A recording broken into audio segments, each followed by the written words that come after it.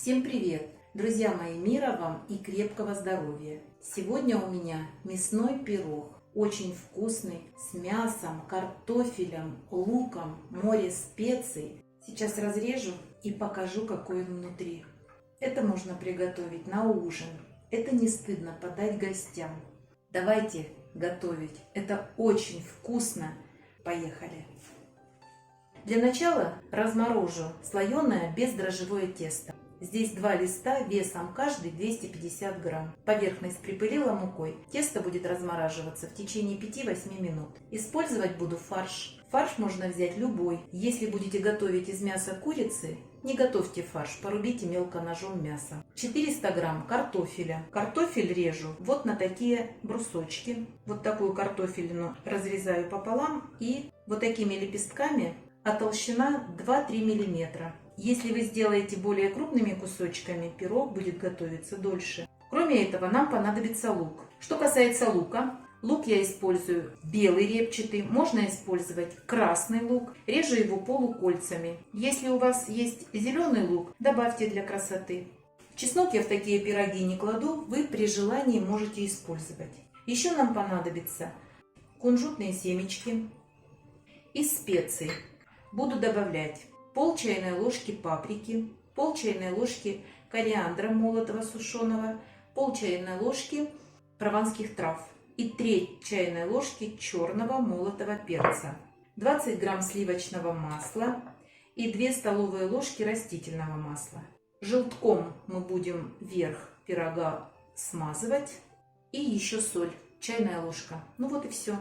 А сейчас я буду собирать и показывать, как я формирую такой очень вкусный пирожок. Для начала форму смазываю растительным маслом. Выкладываю тесто на столешницу, обязательно припыленную мукой. И буду раскатывать диаметра, который вам необходим. У меня форма диаметром 26 сантиметров. И поэтому как минимум нижний слой я должна раскатать в диаметр где-то 30-32 сантиметра.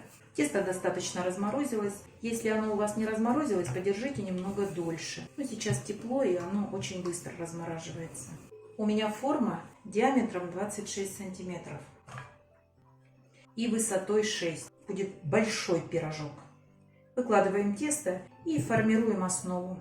На дно выкладываю фарш и распределяю по донышку. Сверху присаливаю. На 300 грамм фарша достаточно 3-4 грамма соли. Сверху присыпаю перцем, паприкой, прованскими травами и кориандром. На фарш выкладываю лук.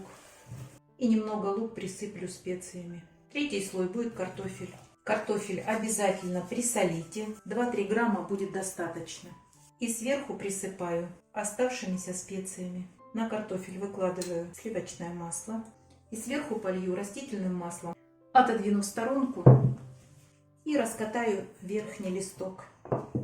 Верхний можно раскатывать немного меньше. А дальше закрываю пирог сверху и при помощи скалки обрезаю края. Обрезки пригодятся для украшения. И будем защипывать края, соединяя нижний слой с верхним. Вначале просто защипываем, чтобы соединить. А затем делайте косичку. Вот так соединяйте и подворачивайте.